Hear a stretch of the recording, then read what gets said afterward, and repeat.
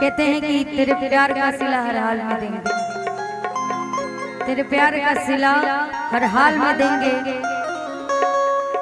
और तू कहे तो कलेजा निकाल देंगे, और अगर ये दिल कहे कि तुम बेवफा हो तो खुदा कसम सीने से ये दिल भी निकाल देंगे। क्यों हो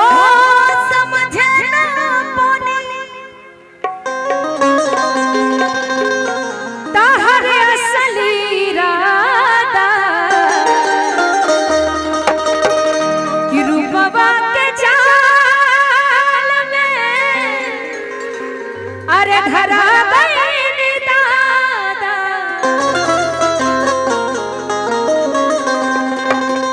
अरे असरा धरा बहुत बहुत बात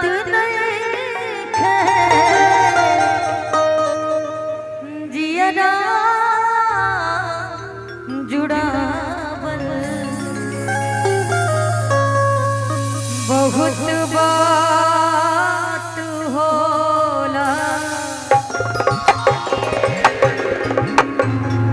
बड़ा निमन लाइन कि सनहिया लगावल बहुत बात नहीं, सनहिया लगावल बहुत बात नहीं, नजरिया चुरावल बहुत बात होला, नजरिया चुरावल बहुत बात होला, केहू के रोवावल बहुत बात नहीं, केहू के रोवावल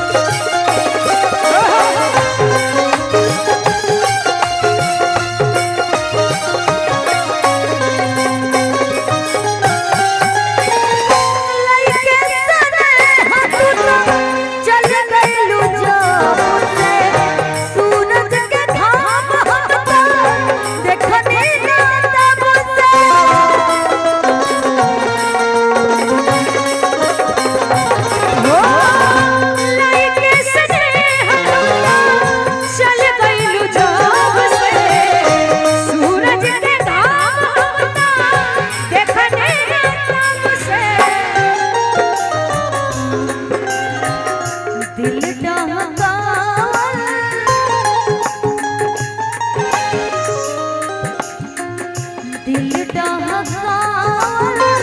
बहुत बात नहीं, दिल डहकावल